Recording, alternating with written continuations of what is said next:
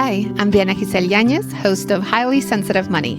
I'm a money coach, certified financial planner, and a highly sensitive person who brings money and social justice together. If you're someone who feels deeply, can endlessly think through how one decision affects everything else, or has ever struggled with all the things that traditional financial thinking leaves out, you're in the right place. In this show, I chat with highly sensitive people on how they handle their money, and with money experts on how they cultivate social justice in their work. Questions? Please go to allthecolors.net and schedule a free 30-minute call. And I'm happy to share resources on investment management, money coaching, workshops, or anything else money and social justice related. Join us in this episode as we explore money and sensitivity while honoring that all of our well-being is interconnected. In this episode, I sit down with Emily Rose for a lovely, winding conversation on money through her professional work and what her personal money journey has been. Emily works with women and femmes standing at life's thresholds, helping them release fear, perfectionism, and the pressure to always be enough. Together, we explore what happens when money becomes a mirror for safety, belonging, and trust. How sliding scale pricing, community care, and donation-based models can reshape the way we value ourselves and others. We close our conversation by noticing how scarcity and grasping can feel in our body compared to a sense of abundance and trust. Welcome, Emily, to today's episode of Highly Sensitive Money. It's a joy to have you here. Thank you. I'm so happy to be here. And a little bit of context for listeners. So Emily and I met a few months ago now. We're part of a community that Anya Hankin is creating called Kindred. And it's really meant to be for, I find it for myself, like I'll explain what I see it as, and maybe you can share what you see it as. I see it as a place for like very relational, slow, at your pace networking. Right. So I get to meet with a lot of other entrepreneurs, many who are solopreneurs and who have a very, there's a very good, strong values alignment around how we see the world, how we want to offer our gifts, and where we are in our journey as entrepreneurs. How would you see that community? Yeah, it feels like a lot of warming community-centered networking. You know, like I feel like there's like BNIs and there's other ways that people tend to try to network and they feel really forced or they feel really quick and they feel just not as genuine. And this feels more like coming as we are as people, getting to know each other and then building the relational networks off of that versus being business focused first. It's more personal focused first.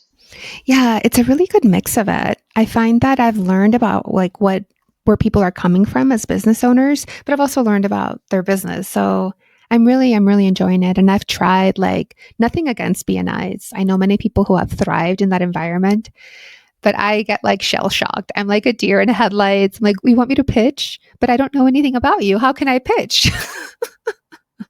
Totally. Yeah.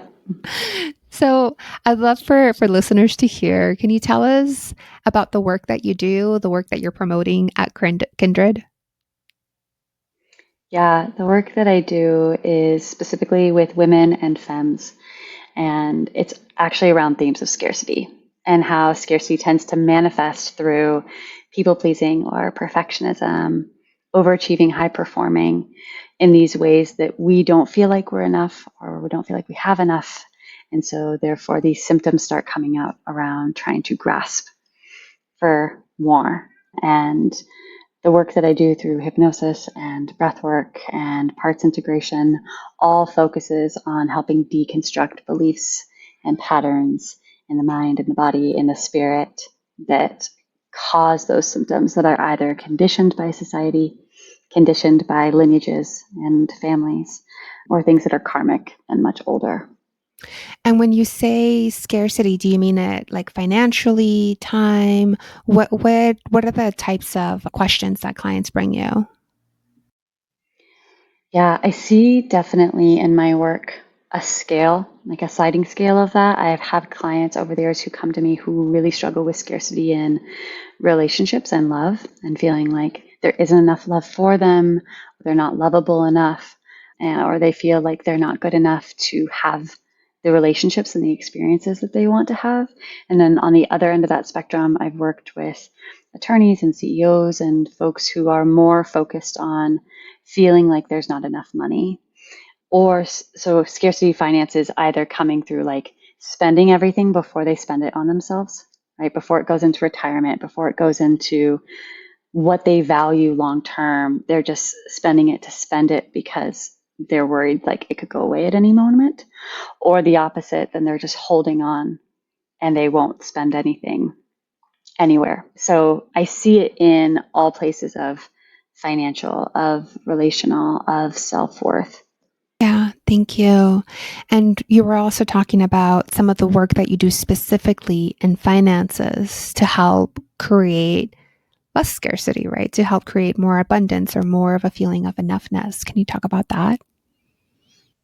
Yeah, I am a big believer in sliding scale, in scholarships, and in pro bono work.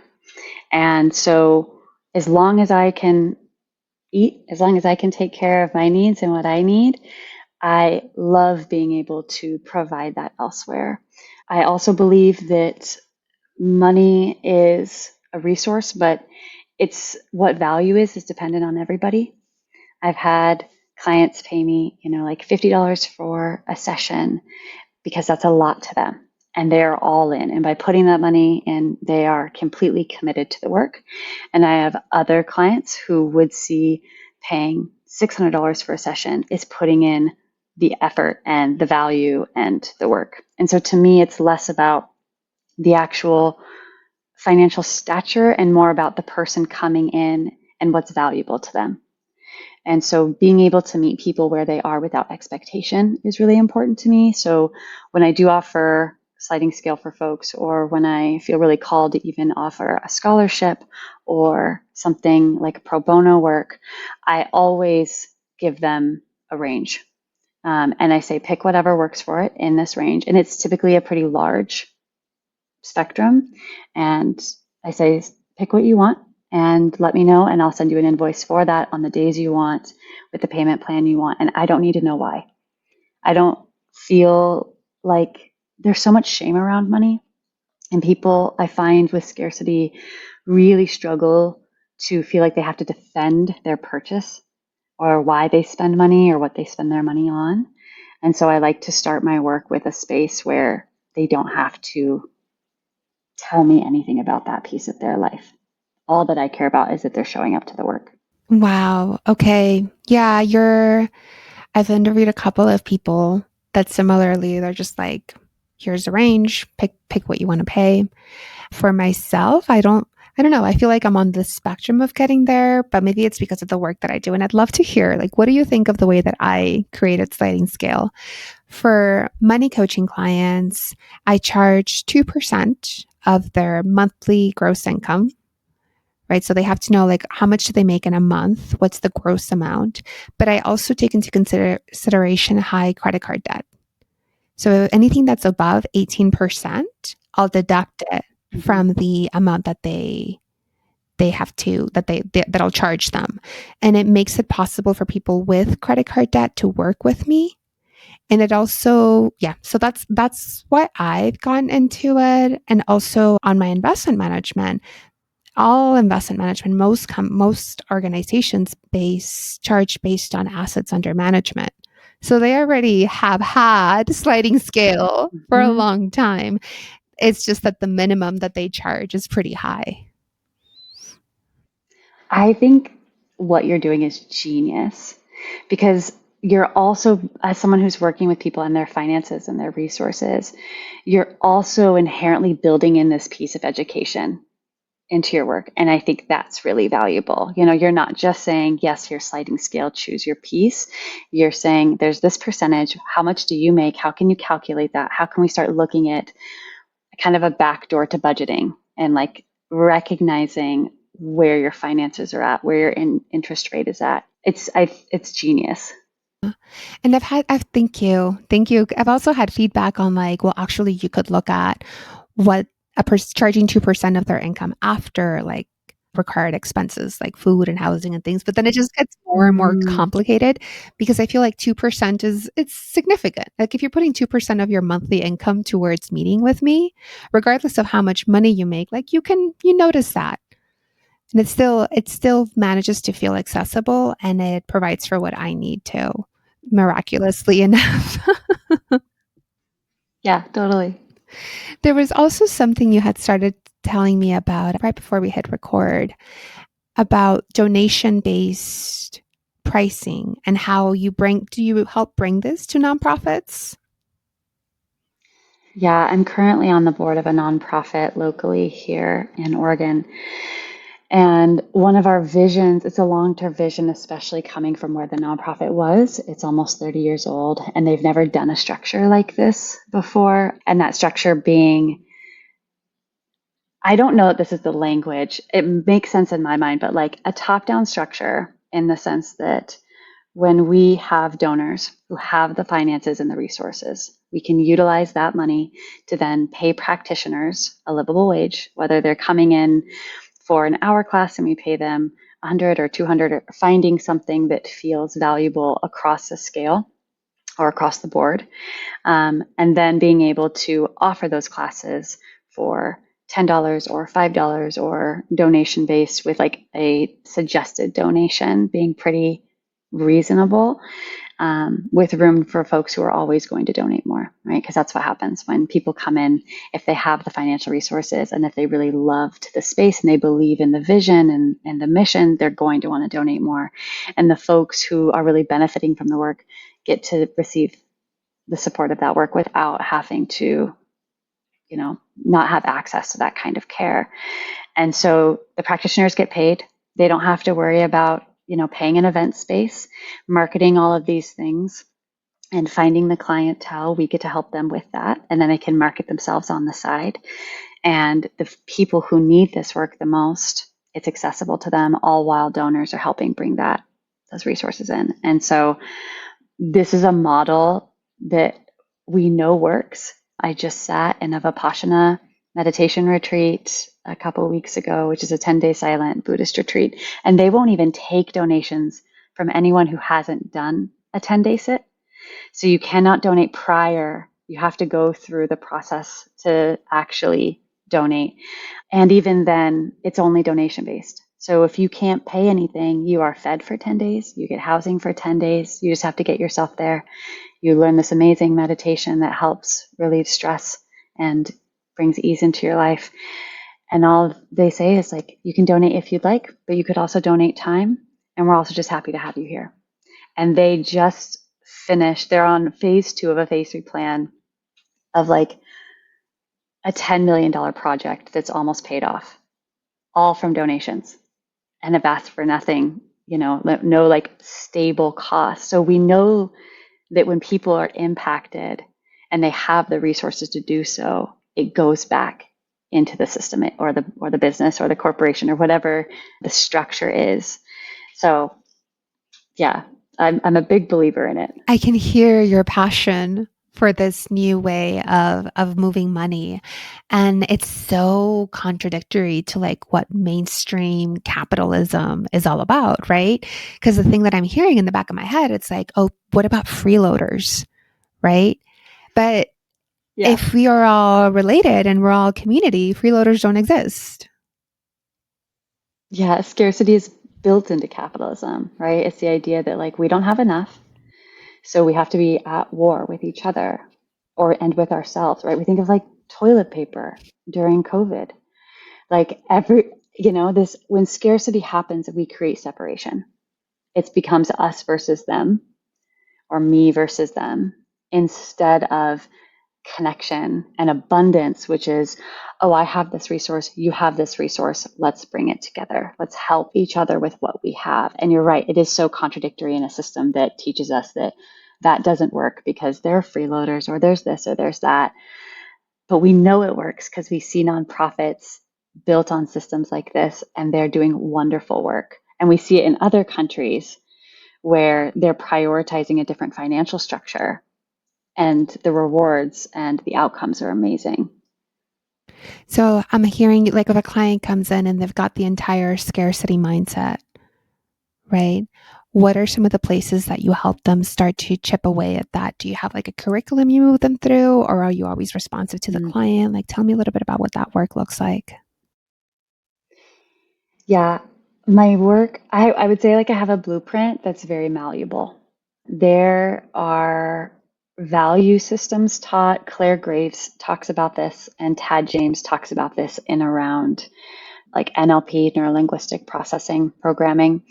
And the idea is that our value systems are based on ourselves and our society. And based on those values and how they expand in evolution, going from like the self to the other to the self to the other, which is starting at the self and then going to a tribe and then going to the self and then going a little bit outer. So then we kind of maybe look at like tribe would be blood is thicker than water, family, really chosen community. One step further out would be like church and state or like sports teams, things like that. Then we go back to the self and then we go out further again to global. So then we look at people who care about recycling, who care about climate change, and this evolution of how all these values and structures are so important to us, and how each of these values and structures also holds belief patterns. And so someone who's really in like a value system of the order and truth, which is what I would call the church and state, the football teams, that kind of stuff, there's a huge morality in that value system. So folks who really are like, did I do the right thing? Am I a bad person? Did I do the wrong thing? Have a lot of belief structures within that space. So I always start at the bottom, and the bottom being a value system that is rooted in complete presence. It's where we see like babies. It's like, what do I need to eat? Who's feeding me? Do I have shelter? So in that space, we see folks who are really in that archetype as babies and children, as folks who are unhoused and struggling with knowing and feeling safe in where they are, and then folks with terminal diagnosis, where they go back to like, I can't even think 5 minutes from now. What do I, right? So we look at survival and safety, then we look at tribe, and we look at beliefs of the family. Do we feel like we can't go out of the system that we've been born into? Do we feel like we can't do anything different? Do we have parents who are like, you have to be a doctor or this or that or that, and you can't be an artist, can't be a musician, can't be a teacher? Those aren't real professions. So then we look at that. And so when I'm working with folks, I utilize NLP techniques to help ask questions. And then based on that, they say things. And in those sayings, they have all these beliefs. And then I place them into those values. And then I start with the bottom. So we always start with safety. And what happens when we start at these concrete foundational values and systems, everything else starts to open up. So all of the stuff that might be going on in these higher value systems or in these more like quote unquote evolved value systems start to also loosen because everything's so connected. So often I'll find maybe we work on a core belief that if I stand up for myself, I'm unlovable, or I'll be like someone will abandon me. And by working on that, we might naturally move into them being able to like ask for a raise at work because everything's so connected in the body, even though we didn't explicitly work on any beliefs in this area. Okay. So I'm hearing, and I love what you're saying, right? What you're ending with, that when you're working on one part of their life, it ripples out into the other areas.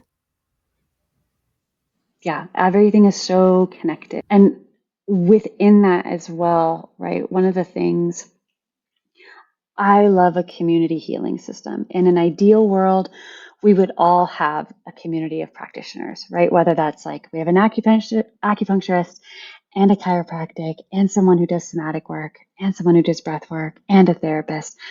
But the reality is most people do not. That's a luxury and it's a privilege to have the time, the financial resources, and the ability to even find that many practitioners that we're aligned with. And I feel like often scarcity can also get in this practical way of like how we've socialized therapy spaces so much now that everyone's always like, what's wrong with me and how do I identify it?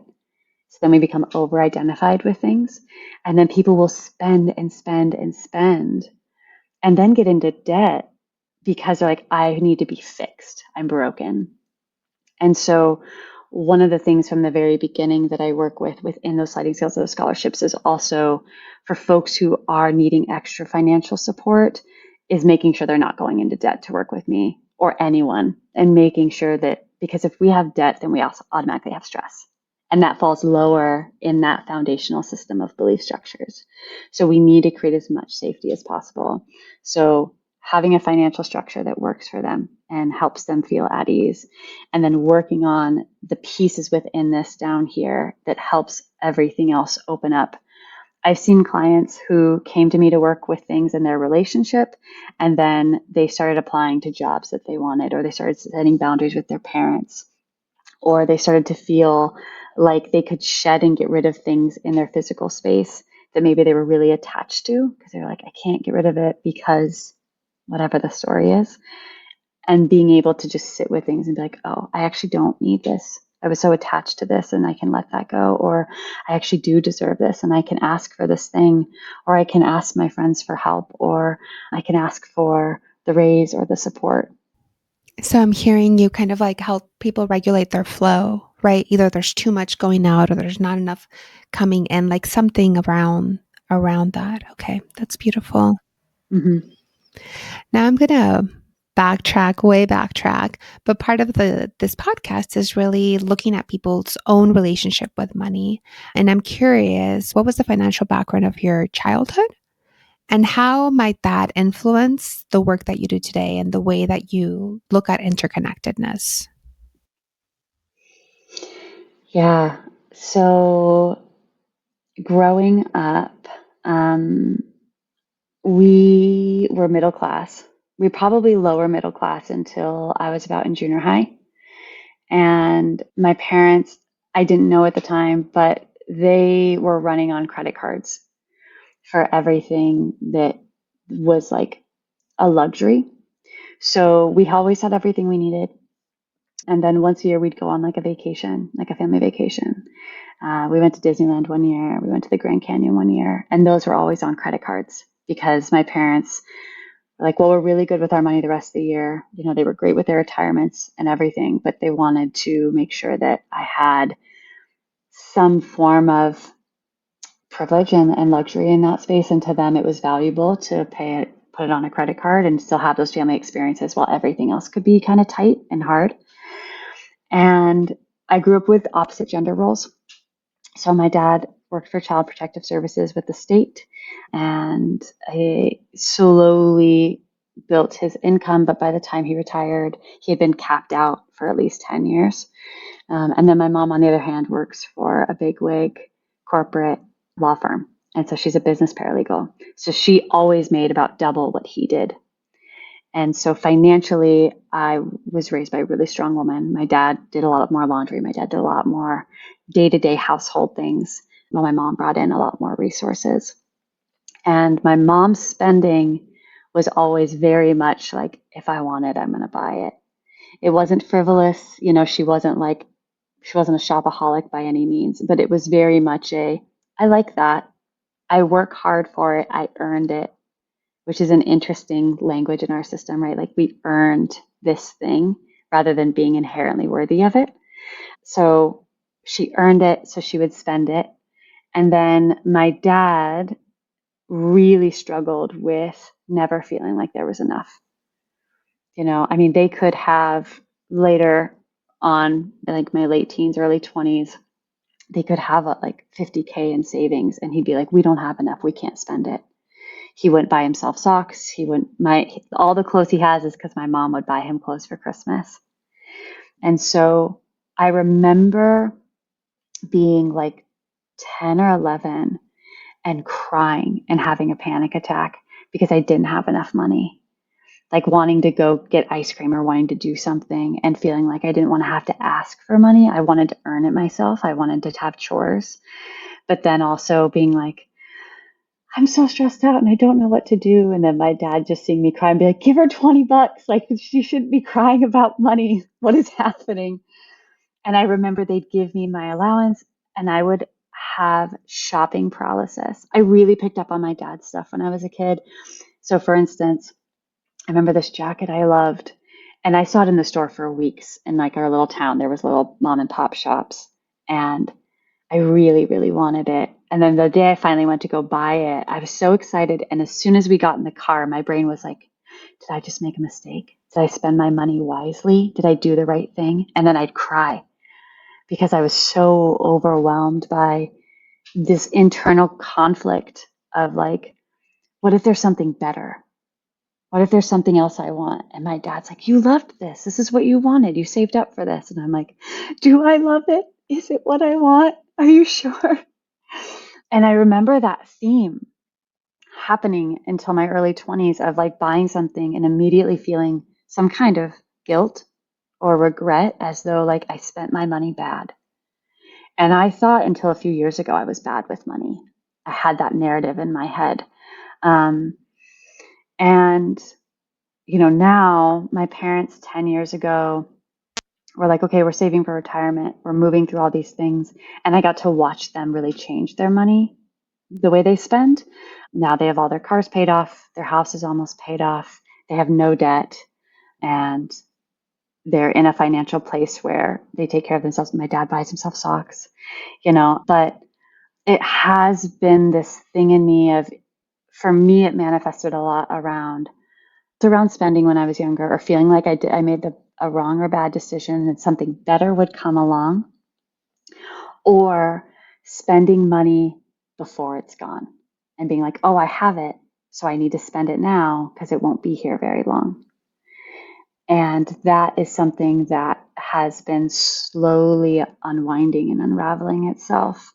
And I can see more and more, especially in these last 2 years, around actually being like, oh, retirement, and like saving for the things I really want for the future versus instant gratification, and my attachment to that instant gratification, which will also then bring immediate stress because of the lack of resources that I have because I chose to spend it on something, rather than the safety of being like, oh, look, I've been saving and I have two saving pots. I have one, I call it like my fuck you money pot.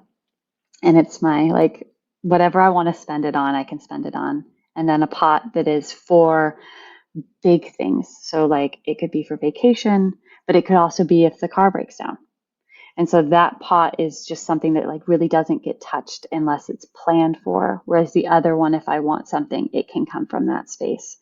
And that's been able to help me keep better pace on, oh, I can wait. Like, and how long do I want this thing? Have I wanted it for weeks? Do I want it right now?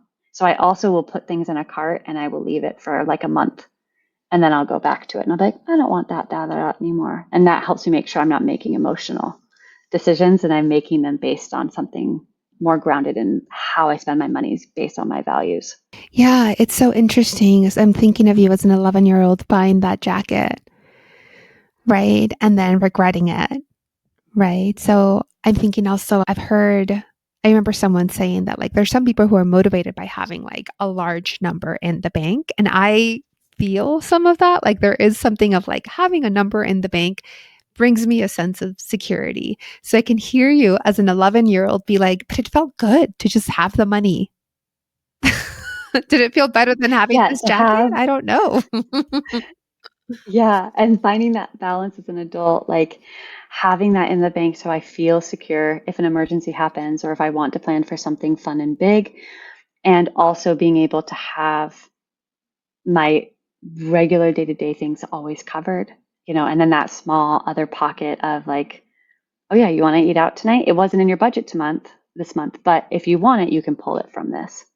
And having that space where I both feel the security of the finances and also being like, oh, and I can also just be and breathe with the things that I value and that I want to experience in this life.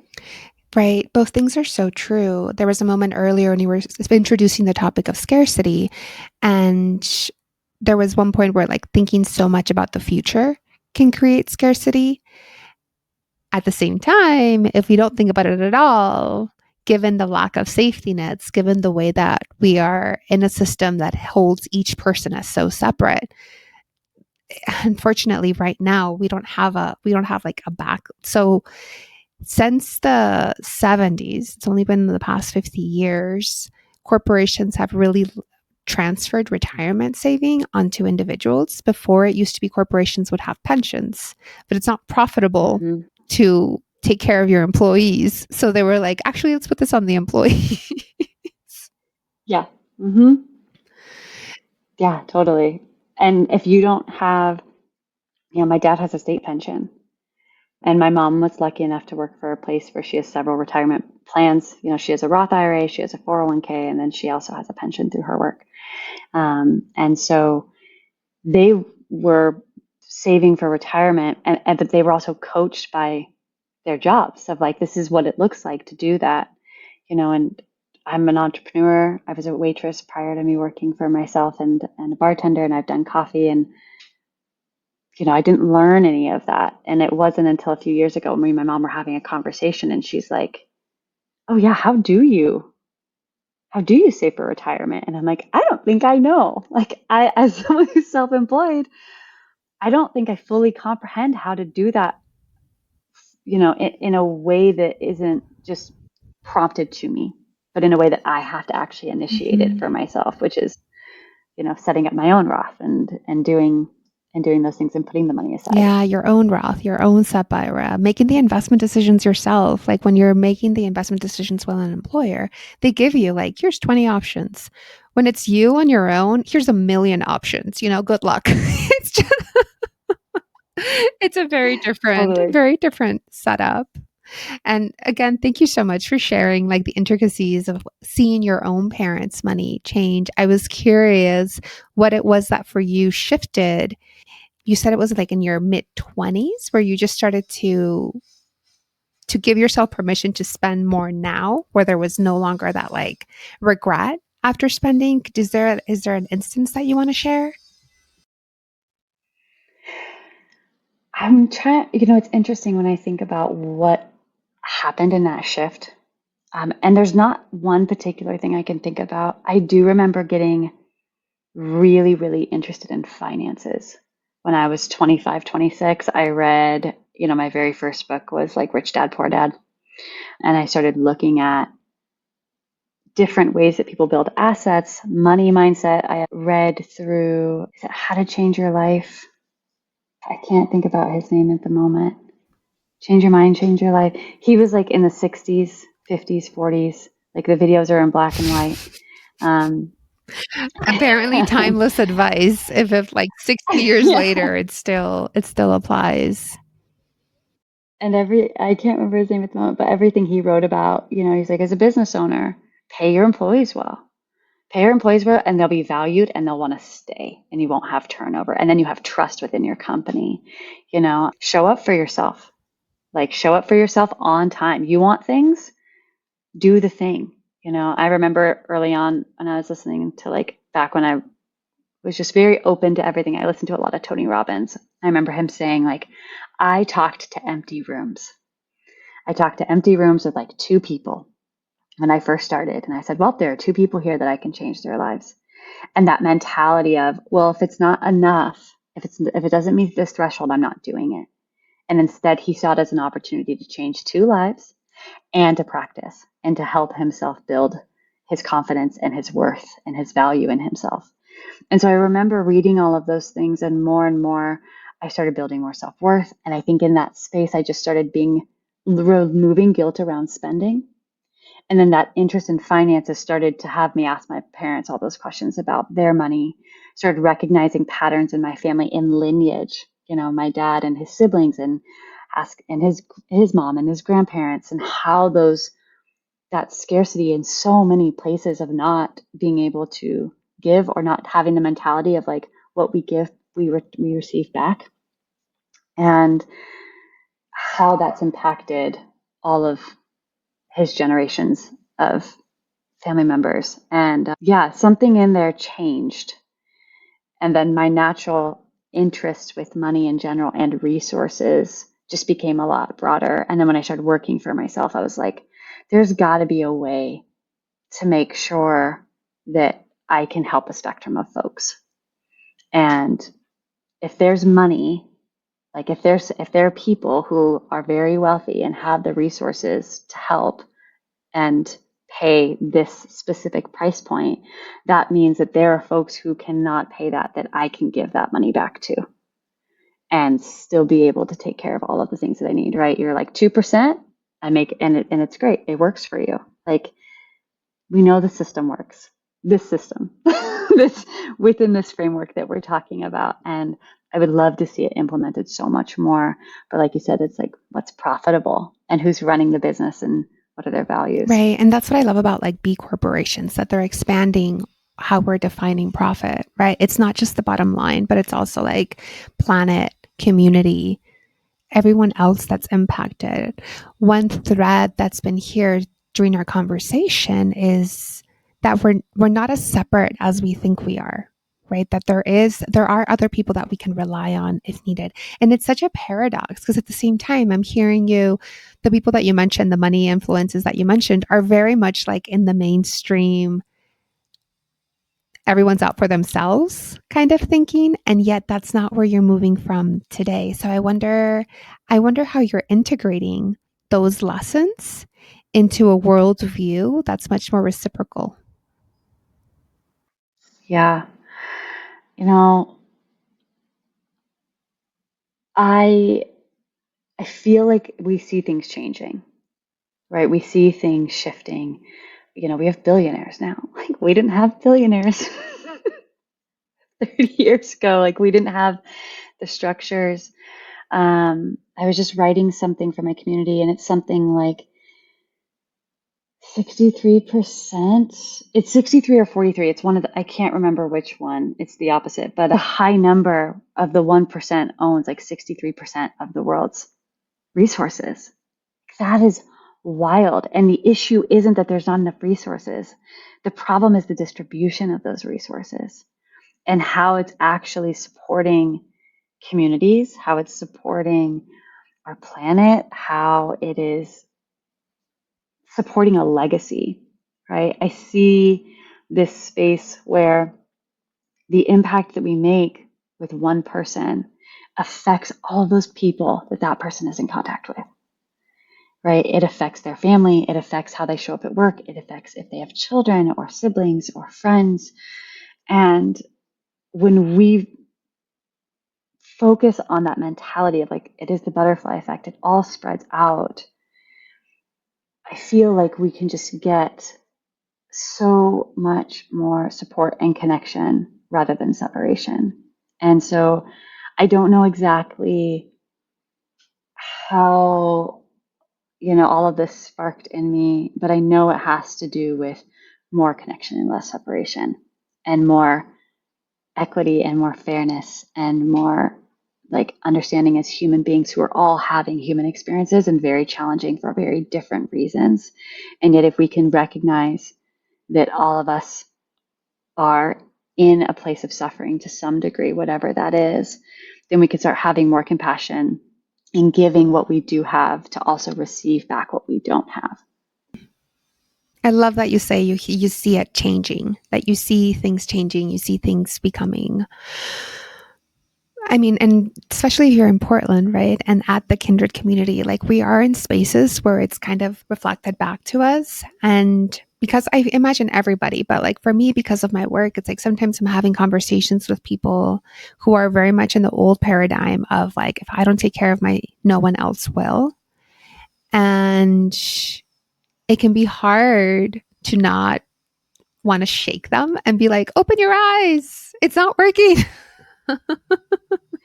Yeah, it's not working. It's why we have such a huge wealth disparity, because of scarcity mindsets and because of a system that continuously tells us, that we have to work harder to get more.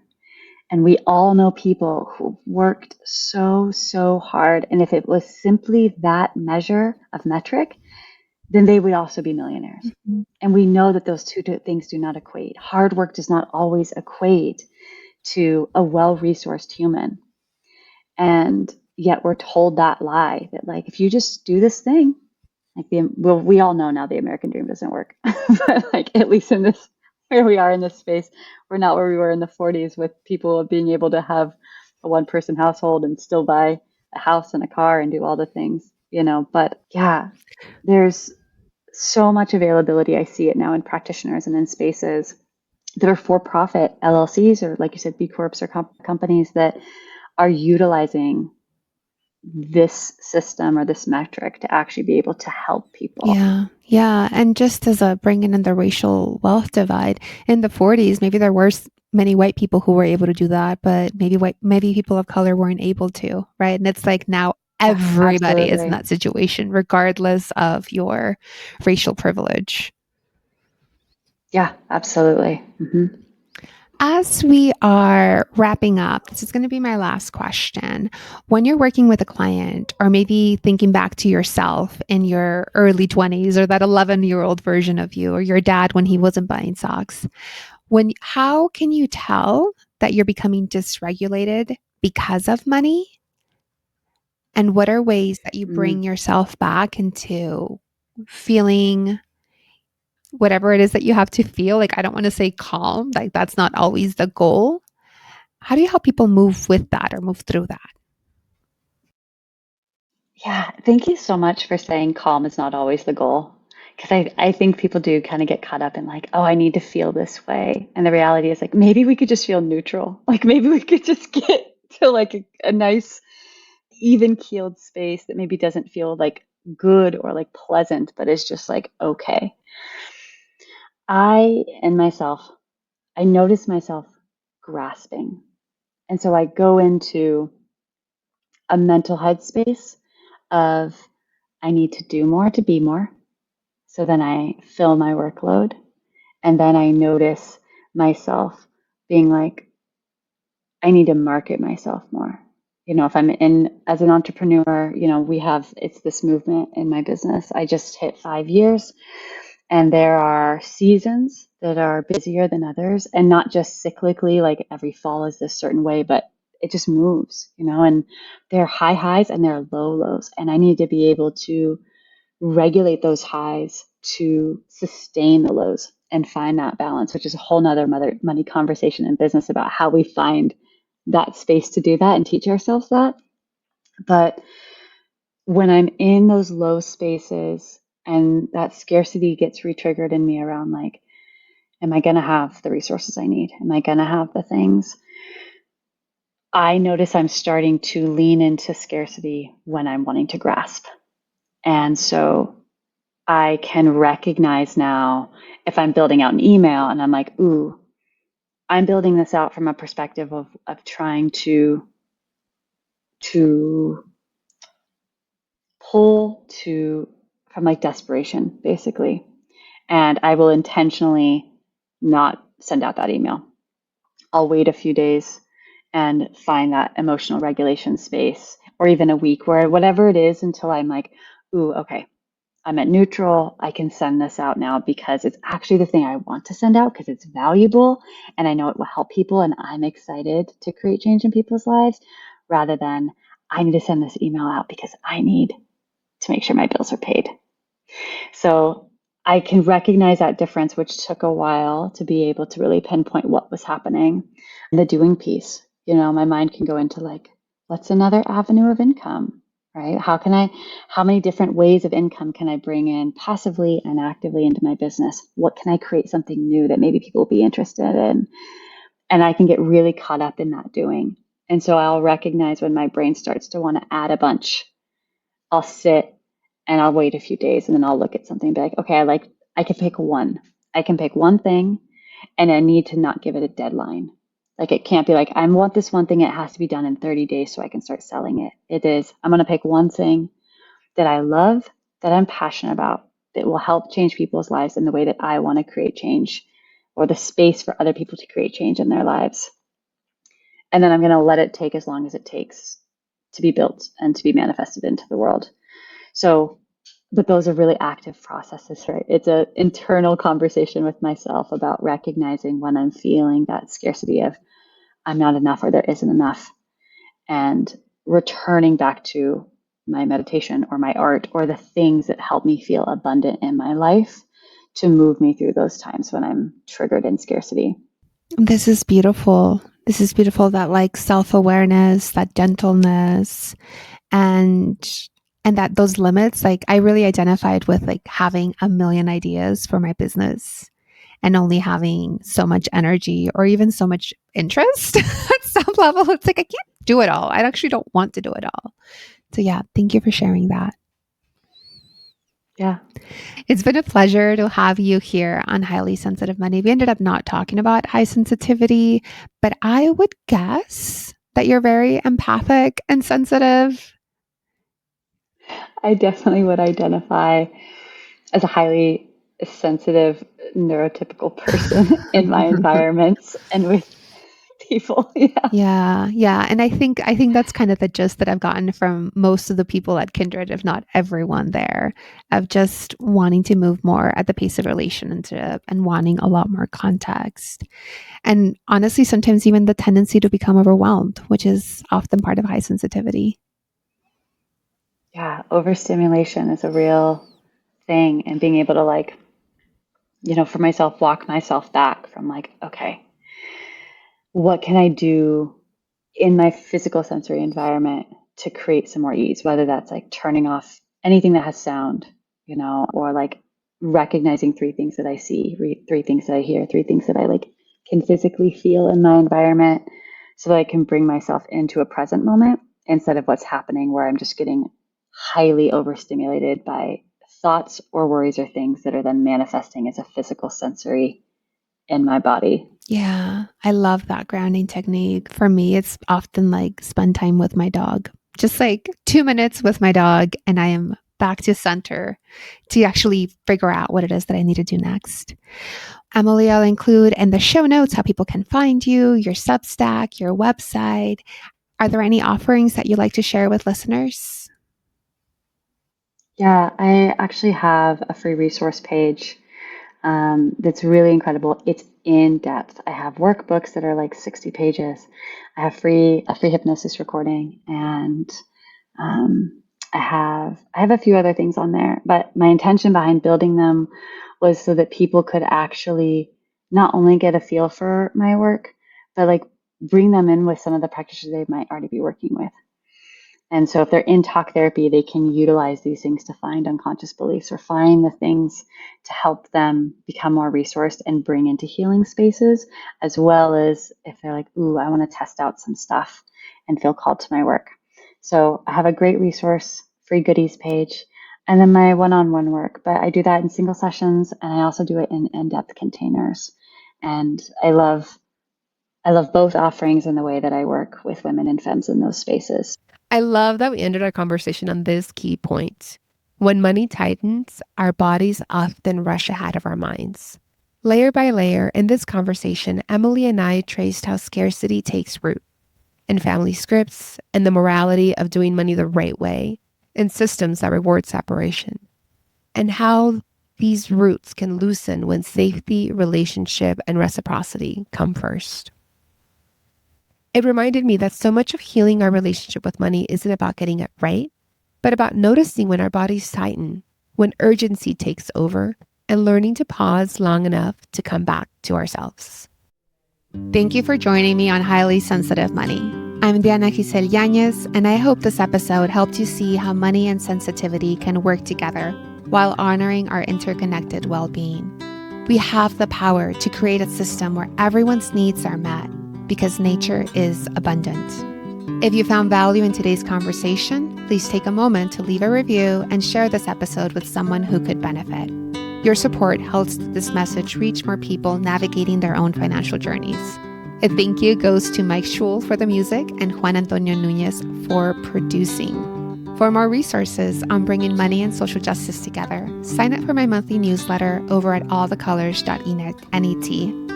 I also invite you to schedule a free 30-minute call where we can talk about money coaching, investment management, and all things money and social justice.